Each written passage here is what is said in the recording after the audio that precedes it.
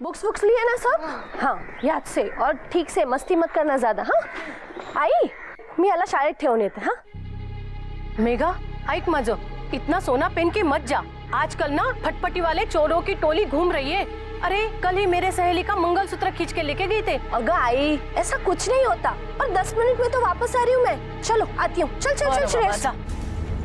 अरे तो history teacher ने होमवर्क दिया था वो किया? अरे हाँ वो प्रोजेक्ट डिटेल्स ली तुमने टीचर से? काय है बरोबर नहीं देना.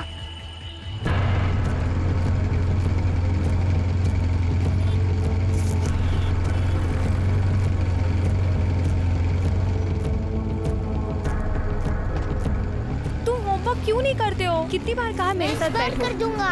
हाँ ठीक है. अरे अरे छोड़ो छोड़. अरे मम्मी मम्मी उठो ना प्लीज.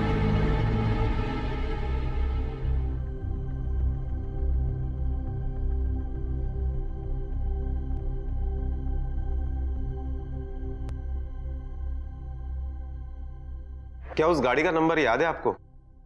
ठीक है, फिलहाल तो आप जाइए. अगर जरूरत पड़ी तो हम आपको बुला लेंगे. शिरके, पिछले महीने भर में ये 10वां केस है. एसपी साहब का 2 बार कॉल आ चुका है.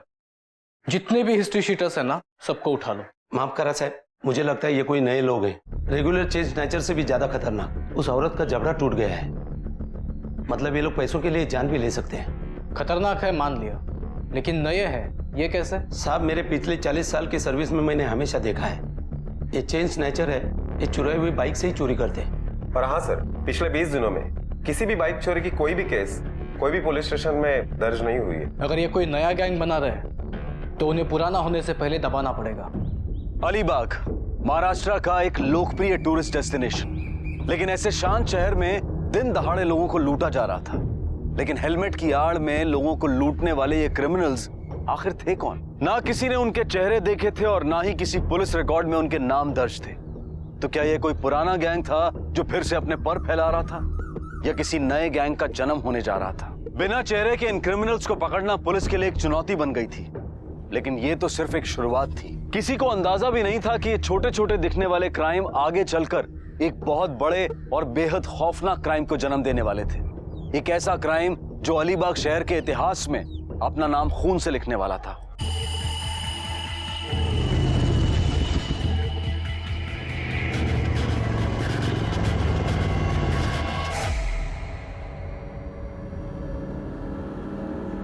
अरे लेना है क्या है?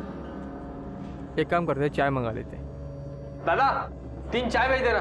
रघु तेरा 1500 बाकी है, ध्यान में है ना? अरे अंकल ऐसा क्या करते हैं, अगले महीने सारी उधारी चुका दूंगा, प्रॉमिस. अंकल आपके बेटे के दोस्त होने का कुछ तो कंसेशन मिलना चाहिए ना हमें. ओए सागर. अरे कहाँ है यार तू? बस यही हूँ, कुछ जुगाड़ में लगा पड़ा हूँ. अरे यार हमने सुना तू कुछ नया बिजनेस चालू कर रहा है. हाँ लेकिन बाबा ने बात माननी चाहिए ना. चाय पानी हुआ? आता हूँ. हाँ. बाबा 2 मिनट बात करनी थी. राजू जरा संभाल यहाँ. अरे बाळा, अपने 7 पिढियों में किसी ने काय म्हणलं तू ते एनिमेशन. हाँ वही, अपने खानदान में किसी ने नहीं किया. इतना पढ़कर तू कार्टून फिल्म बनाएगा? बाबा तसा नहीं है, सिर्फ 2 लाख चाहिए. वो मुझे कुछ नहीं सुनना. इतना बड़ा धंधा है अपना, वो संभालना. बाबा मला नहीं जमणार. इस हॉटेल के गल्ले पे बैठ के मैं अपनी जिंदगी खराब नहीं करना चाहता. अरे वाह, म्हणजे तुला असं म्हणायचं आहे यहाँ बैठकर मैंने मेरी जिंदगी बर्बाद की. ठीक है, फिर ये होटल बेच देता हूँ और मंदिर में भजन गा के बैठता हूँ. फिर देखता हूँ कहाँ से आता है पैसा तुम्हारे कपड़ों के लिए, गाड़ी के लिए, मोबाइल के लिए. चला कामाला लगा ना.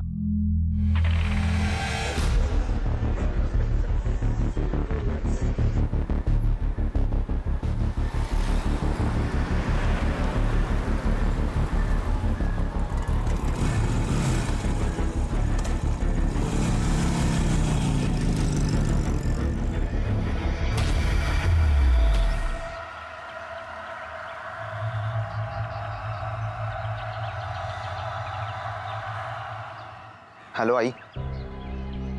आई मुझे होटल नहीं संभालना है, मुझे एनिमेशन करना है. तू करना उनसे बात.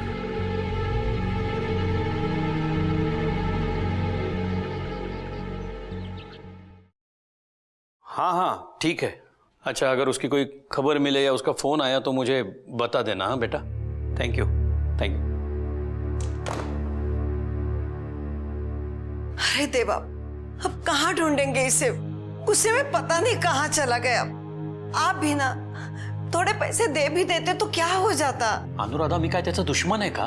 और क्या गलत काम मैंने? घर का धंधा संभालने को कहा। मेरे दादाजी ने पकोड़े के स्टॉल से धंधा शुरू किया, इतनी मेहनत से मैंने इतना बड़ा होटल बनाया। लेकिन वो कुछ अलग करना चाहता है। हाँ वो ठीक है, लेकिन इसका मतलब ये तो नहीं कि जरा सी बात पर घर छोड़ के चला जाए। वो मैं कुछ नहीं जानती, आप उसे ढूंढ लाइए। पता नहीं कहाँ होगा मेरा बेटा। Hello hello mister Desai. हाँ हाँ बोल रहा हूँ। आपकी आवाज सुनाई नहीं दे रही। Your son is with us. कहाँ है वो? If you want to see him again and alive. देखो मैं तुम्हारे पाँव पड़ता हूँ, मेरे बेटे को कुछ मत करना please. Cool down. Not much. Only 5 lakhs. 5 lakh? ठीक है, दे देता हूँ, लेकिन मेरे बेटे को कुछ मत करना। कहाँ देने हैं पैसे? You will come to know soon. Hello but hello. क्या हुआ? कौन लोग थे? कहाँ है मेरा बेटा? किसे फोन कर रहे हैं? पुलिस को। पुलिस को? हाँ। पागल हो गए आप। एक बाप हो के अपने बेटे को मरवाना चाहते हैं आप। अपने बेटे से आपको पैसा प्यारा हो गया। हाँ हाँ कहाँ आना है? अच्छा अच्छा ठीक है, मैं आऊंगा। कितने बजे? हाँ हाँ 7 बजे आऊंगा। हाँ हेलो हेलो।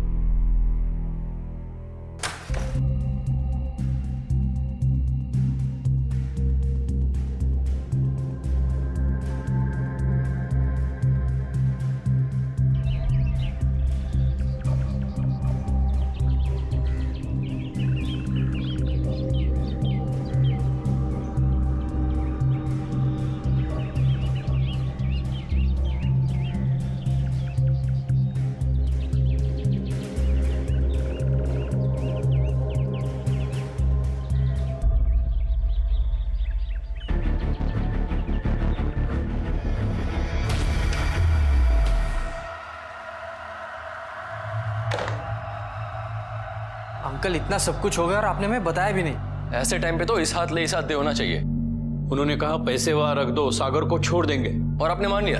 रघु, मैंने हर जगह देख लिया यार, सार कहीं पे भी नहीं है। देवा, मेरे बेटे की रक्षा करना।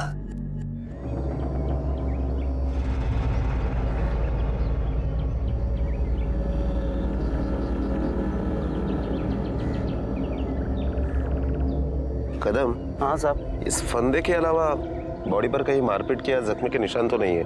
साहब ये रस्सी देखो, इसमें शायद पत्थर बांध के इसको पानी में फेंका होगा। ये रस्सी भी देखो, इसकी गांठ नॉर्मल नहीं है, ये कुछ अलग लगती है।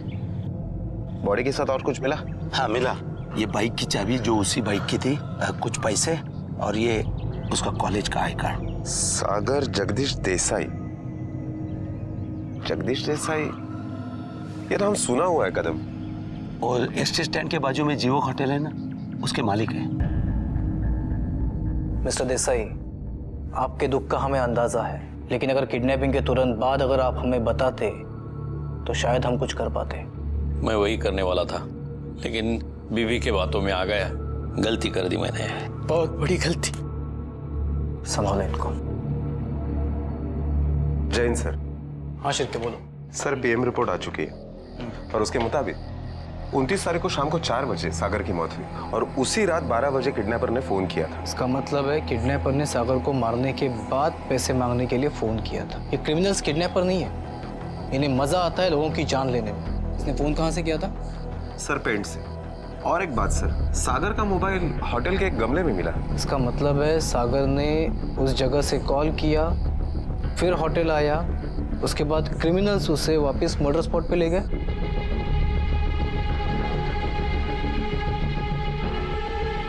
साहब ये किसी एक आदमी का काम नहीं है। हो सकता है होटल के किसी स्टाफ ने किया हो।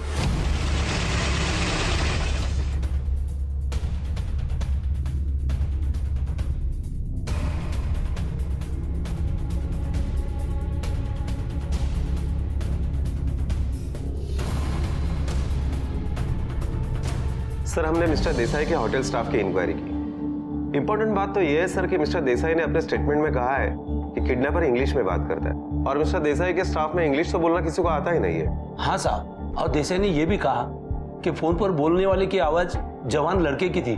मतलब यंग भी है और पढ़े लिखे भी है। हो सकता है कॉलेज स्टूडेंट्स हो। शिरके, एक काम करो, सागर के कॉलेज पे नजर रखो।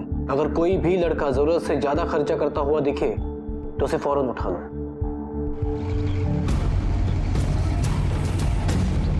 तुला सांगते रघु, परसों मिला था मुझे सागर, यहीं पे। तब लगा भी नहीं था कि वो फिर कभी नहीं मिलेगा। हाँ, हमको भी उस दिन होटल में मिला था। शायद उसका अंकल के साथ कुछ झगड़ा हुआ था। पर जब से पता चला है ना, मुझे तो बहुत डर लगने लगा है। कहीं हमें भी किसी ने किडनैप कर लिया तो? हाँ यार, अब्बू ने तो मेरा रात में घर से निकलना बंद कर दिया है। अरे यार, हमको कोई नहीं उठाएगा। क्यों? अरे सागर को उठाया क्योंकि उसके बाप के पास पैसा है। हमारे घर वाले क्या देंगे? उल्टा बोलेंगे लेके जाओ, खाने वाला एक मुंह कम हो जाएगा। कुछ भी। हाँ चलो, समय लेक्चर तो अटेंड कर लेते हैं। चलो।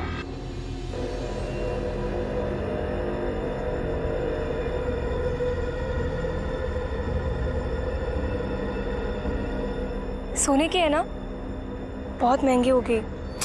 आई ग, सोने का पानी चढ़ा है। Thank you. चल।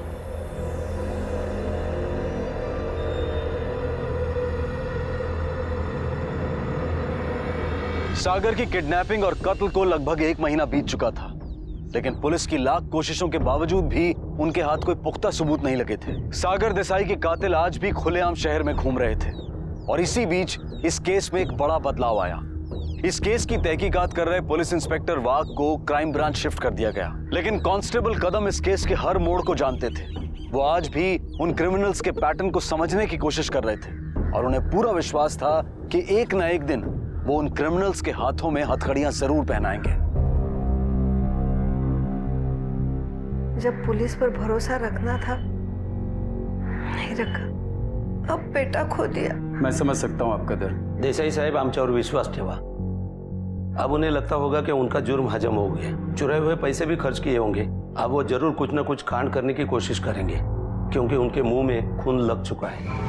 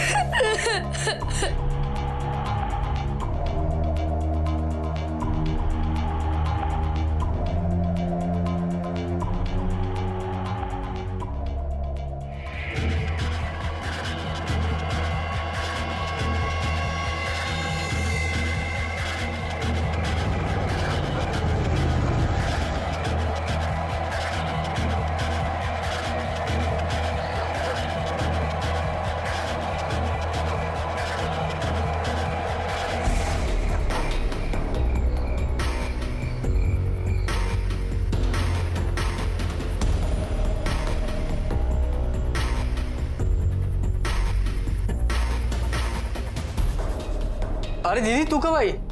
अरे रघु, कुठे होतास तू? चल फ्रेश होले, मैं तुझे खाना परोसती हूँ।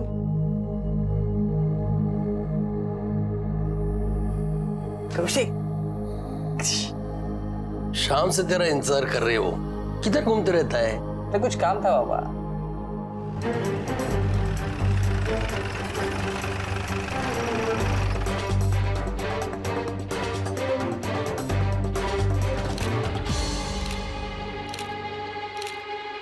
सर सबको नायलॉन की रस्सी से ही गला घोट कर मारा गया है।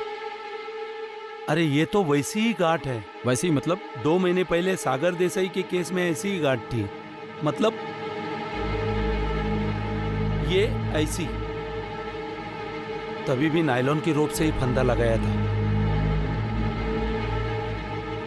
मतलब इस केस में भी वही क्रिमिनल्स इन्वॉल्व है? मेरे ख्याल से इसमें कोई एक जन नहीं, शायद एक से ज्यादा लोग हैं सर। पड़ोसियों ने कल रात को कुछ बाइक की आवाज सुनी थी यहाँ पर। शिरके, शहर के सभी ज्वेलर्स पर नजर रखो। अगर इतना माल लूटा गया है तो मार्केट बेचने के लिए भी जरूर आएंगे। मैंने कहा था ना साहब, खून लग चुका है इनके मुंह में। कहते हैं कि चेहरा इंसान की पहचान होता है, लेकिन ये चेहरा हमेशा सच नहीं बोलता, क्योंकि चेहरे से सिर्फ इंसान की पहचान हो सकती है, परख नहीं। ऐसे ही कुछ गुमनाम चेहरे पूरे अलीबाग शहर में मौत का तांडव रच रहे थे, और इस तांडव का शिकार बना पूरा पाटिल परिवार। पैसों के लालच में इन दरिंदों ने एक मासूम को भी नहीं बख्शा था। ये कातिल बड़े ही शातिर थे, क्योंकि पूरे परिवार को मारने के बाद भी इन्होंने क्राइम लोकेशन पर एक भी सुराग नहीं छोड़ा। अब पूरा शहर डर और दहशत के साए में जीने लगा था। पुलिस और खास तौर पर इस केस से जुड़े कांस्टेबल कदम जानते थे कि उन्हें न सिर्फ गुनहगारों को पकड़ना है, बल्कि अलीबाग जैसे शहर में इस बढ़ती दहशत को भी खत्म करना है, और पुलिस डिपार्टमेंट पर लोगों का विश्वास कायम रखना है। शिरके, पाटिल के पार्टनर ने बताया कि क्राइम के एक दिन पहले उन्होंने 25 लाख रुपए घर पर कैश रखा था। इतना कैश घर पर क्यों रखा होगा? सर पाटिल अलीबाग का रेती का सबसे बड़ा ठेकेदार था। जिस दिन अटैक हुआ उसके दूसरे दिन अलीबाग में रेती की नीलामी होने वाली थी, शायद इसलिए रखा होगा। साहब, ठेकेदार के घर में कैश होना कोई बड़ी बात नहीं है, लेकिन उन अटैकर्स को कैसे पता चला कि उनके घर में कैश है? सर पाटिल के फोन के सारे कॉल डिटेल्स आ गए। उसने ज्यादा तो किसी से बात नहीं की है। एक फोन घर पे किया था और एक फोन अपने पार्टनर को। इसका मतलब वो कहीं बाहर था। कहां से कॉल किया था? सर होटल जीवक। हाँ सर, जिस रात को हमला हुआ था उस शाम को पाटिल यहीं आया था। कोई खास वजह? वो तो बचपन से यहाँ आता था। हमारे होटल का वड़ा उसे बहुत अच्छा लगता था। अब पैसे वाला हो गया, फिर भी हफ्ते में एक चक्कर तो पक्का था उसका। उस दिन वो कुछ टेंशन में था, कुछ अनकॉमन बात?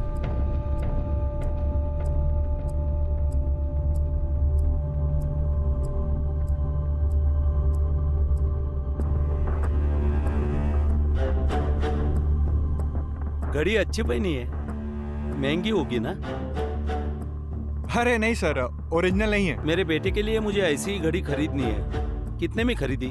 यही कोई 2000 में होगी। कहाँ से खरीदी? वो मार्केट में है ना अपना राधिका वॉच। साहब काय झालं? क्या सर, क्यों हमें झंझट में फंसा रहे हो? जाओ ना, असली मुजरिम पकड़ो ना। ए, क्या बोला तू? है चल तुझे दिखाता हूँ पुलिस क्या करती है। शिरके गया अला। साल लेकिन मैंने क्या किया है? उनकी वर्दी की ना सही, कम से कम उनकी उम्र की तो इज्जत की होती। यही सिखाया तेरे माँ बाप ने तुझे? सब जाने दो ना, बच्चे हैं, मैं जानता हूँ इनको, गलती हो गई। मोहन, माफी मांग साहब से। I am sorry. हाँ सॉरी साहब, सॉरी साहब। बैठ जा। सॉरी साहब। बैठ तू बैठ। कुछ भी बोलो साहब, ये लड़का मुझे कुछ कांड वाला लगता है, गड़बड़ लगता है। ऐसा क्यों लगा तुम्हें? सब इतनी महंगी घड़ी इसके हाथ में कैसे? हाँ सर, कदम बात सही कह रहे हैं। ये लड़के तो सारे गरीब घर के, और इतनी महंगी घड़ी इनके पास। और साहब, हो सकता है पाटिल जब फोन पर ठेके के बारे में बात करता हो, उस लड़के ने सुन लिया हो सकता है। कदम, उस लड़के पर कड़ी नजर रखो। हाँ साहब। शिरके, पूरे शहर में नाकाबंदी लगा दो, कोई भी बाइकर बिना चेक हुए निकलने ना पाए। Okay sir.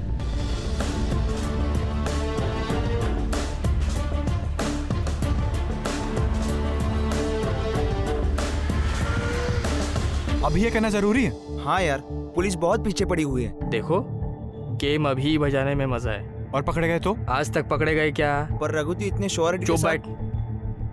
अगर खुद बलि का बकरा बनेंगे ना तो कसाई मुंडी काटने ही वाला है। 1000 बार समझाए इस मोहन को, ब्रांडेड घड़ी, ये ब्रांडेड कपड़े, ये सब कुछ दिखने में आता है, पर नहीं, मेरी बात कौन मानेगा? लेकिन कुछ नहीं, अगला कांड होगा। और मोहन, तू इस बार थोड़ा साइड में ही रहेगा। क्यों? पुलिस को शक हो गया तेरे पे, और बुट्टा हवलदार तेरे पीछे पड़ा है।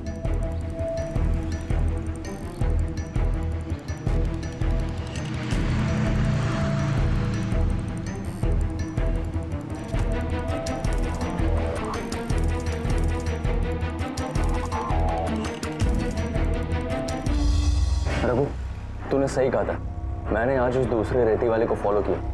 नहीं, टेंशन नहीं घ्यायचं साहेब. हाँ, पैसों का बंदोबस्त हो गया है. अरे कैश है बाबा, कल शाम को आकर देकर जाऊंगा. नहीं, अभी पाटिल नहीं है तो इस बार कॉन्ट्रैक्ट मेरी ही कंपनी को मिलना चाहिए.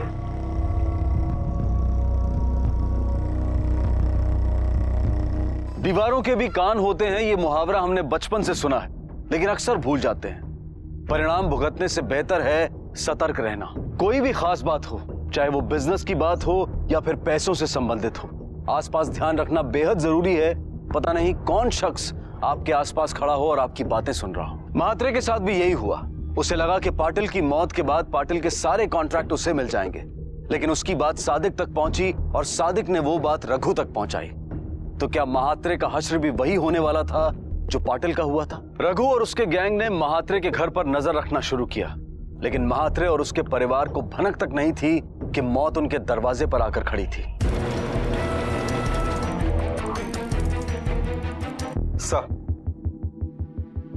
सर, उन चारों लड़कों के मोबाइल डिटेल्स तो आ गए, लेकिन सर पाटिल पर जिस वक्त हमला हुआ उस वक्त इन चारों लड़कों के मोबाइल टावर लोकेशन पाटिल के घर के आजू बाजू के नहीं थे. बाबा. हाँ, ये तो वो अरे मोबाइल भूल गया. ध्यान किधर है तेरा? फोन नहीं चाहिए बाबा. क्यों? बोला ना नहीं चाहिए.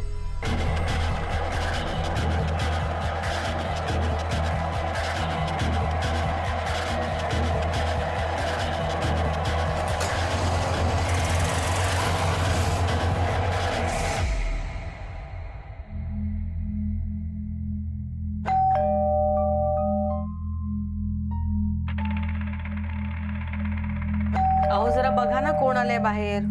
रश्मी बघ ना.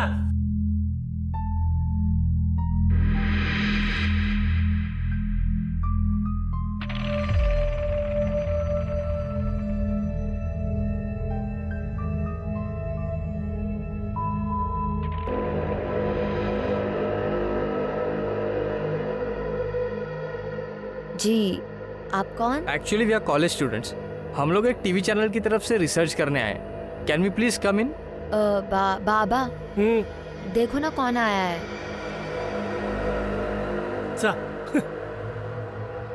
हाँ बोलो.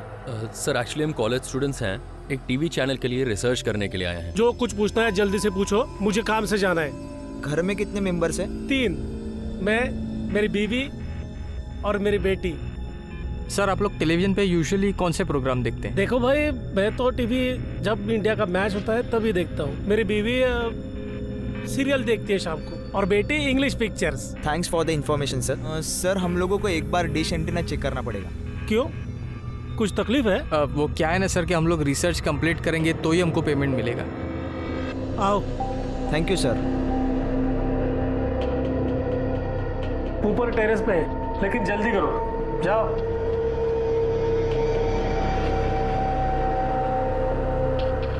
काय करतेस? चहा टाक ना. हाँ, टाकते.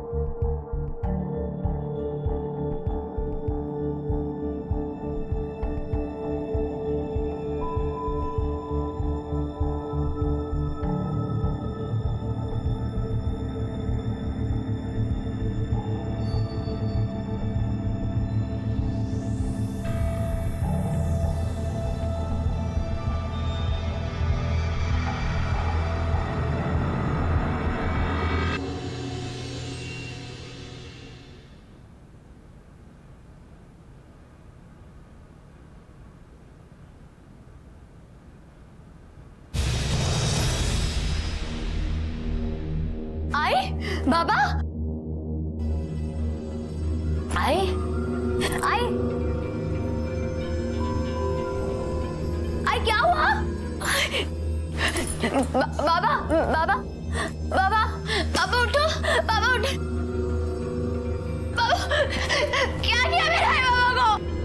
उनको लंबी छुट्टी पे भेज दिया हमने। नहीं।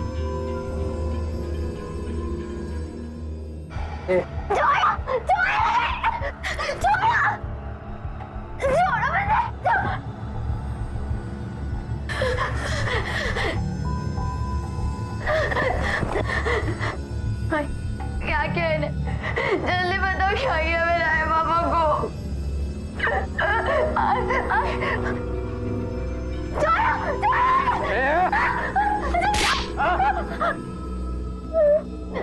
छोड़ो छोड़ो मुझे। बहुत हो गई पकड़ा पकड़ी, ये काम की बात करेंगे हैं?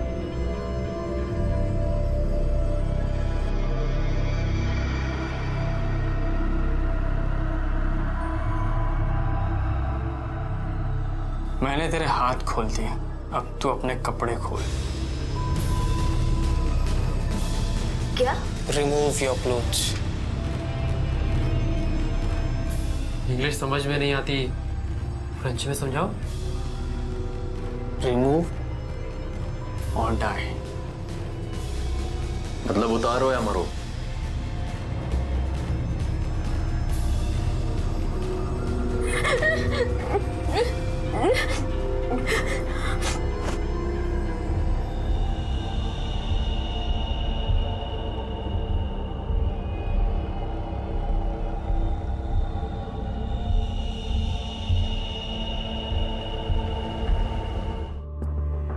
ये देखिए साहब। हाँ बरोबर, एच मॉडल।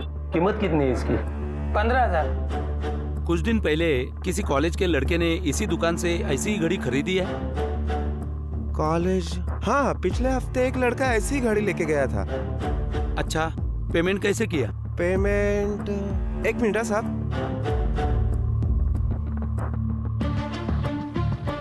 कैश में किया था साहब। Thank you.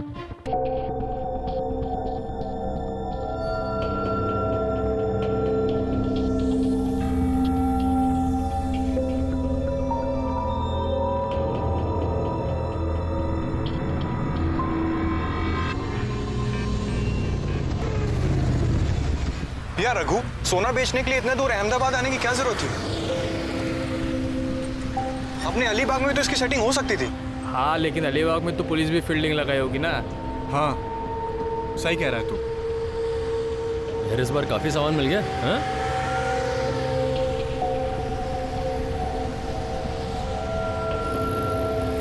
ओह, भाभी के लिए। हाँ? यार रघु, तू जानता है कि हमारे सुनील, मेरे हिस्से में से काट लेना। दहशत, आखिर क्या होती है दहशत? डर मरने का, मारे जाने का। पूरा अलीबाग शहर इसी दहशत के साए में जी रहा था। दिन दहाड़े घर में घुसकर पूरे के पूरे परिवार की हत्या की जाती है, लेकिन पड़ोसियों को भनक तक नहीं लगती। क्या हम अपने आप में इतने ज्यादा उलझे हुए हैं, या फिर एक आम आदमी का नकाब ओढ़कर हम तब तक रिएक्ट नहीं करते हैं जब तक गुनाह हमारी दहलीज तक नहीं आ पहुंचता? अलीबाग की जनता अब रास्ते पर उतर आई थी। पुलिस के खिलाफ नारेबाजी शुरू हो गई थी। लोगों को लग रहा था कि पुलिस हार चुकी है, लेकिन कदम ने उम्मीद नहीं छोड़ी थी। मुजरिम होशियार जरूर थे, लेकिन कांस्टेबल कदम का अनुभव उनकी होशियारी से कई गुना ज्यादा था।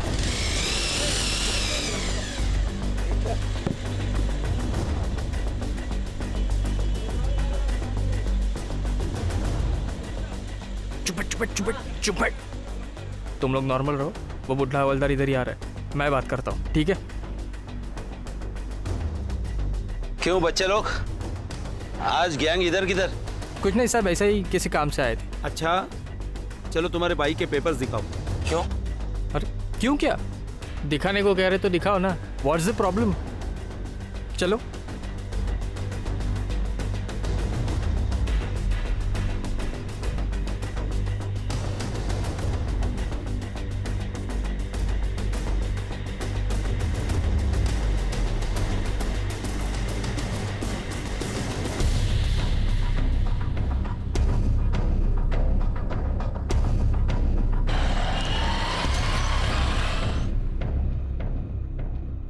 फिर मिला कुछ उनके पास? साहब मिला तो कुछ नहीं, लेकिन मुझे पूरा यकीन है ये लड़के कुछ ना कुछ जुगाड़ में है।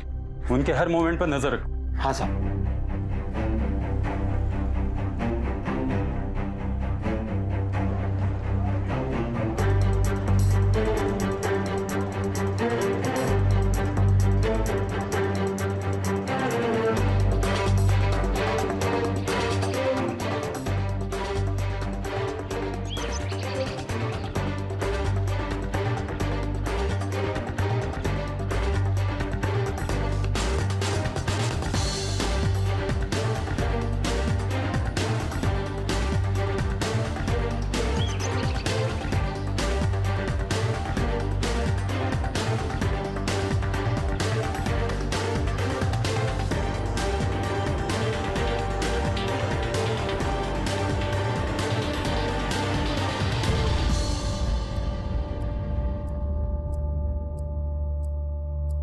जानती हो ये सब कहाँ से लाया था?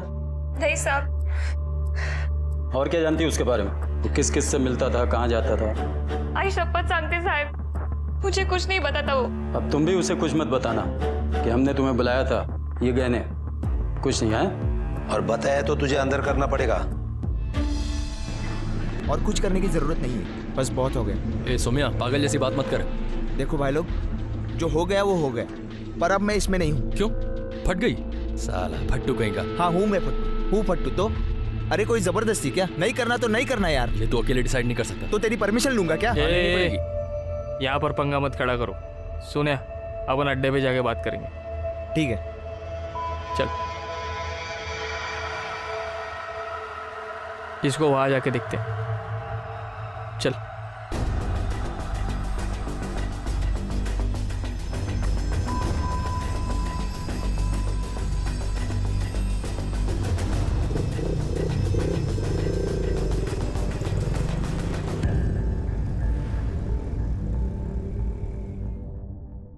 हाँ सर, ये रिंग मैं पहचानता हूं, ये भाभी की है।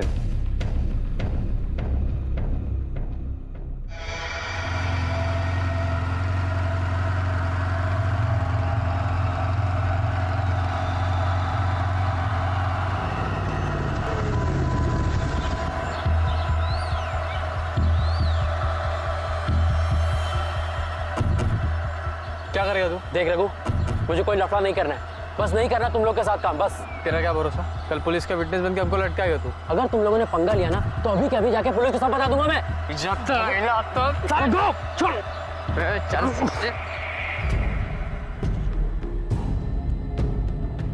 सर, कदम का फोन आया था, कुछ लफड़ा हुआ है, राम मंदिर रोड पे बुलाया है।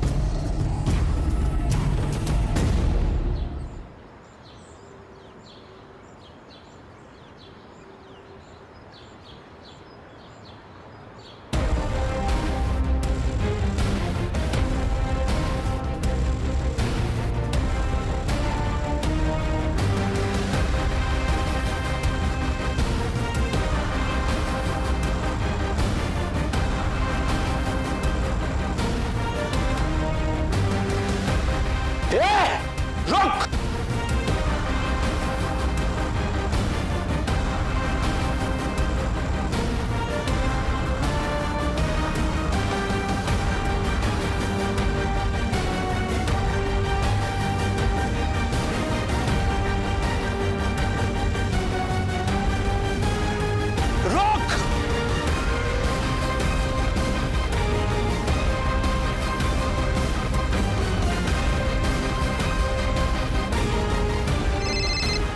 हाँ कदम, हाँ बस निकल चुके हैं हम। लेफ्ट लेके राम मंदिर है, वहां पे रुकाना। रोक!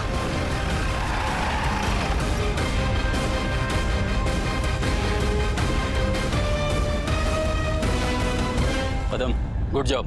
Thank you sir. और एक को उठाना है सर। चलो बैठो।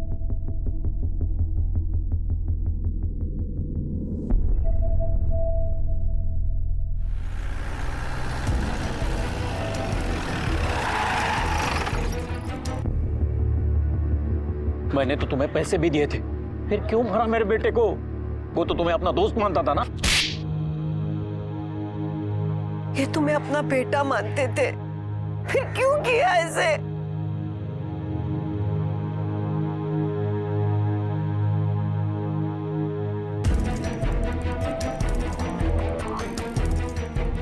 शहर छोड़ के भाग रहा था, एसटी स्टैंड से उठाया। क्यों किया ये सब? पैसों के लिए हैं? पैसे तो थे, ज्यादा चाहिए थे और जल्दी चाहिए थे।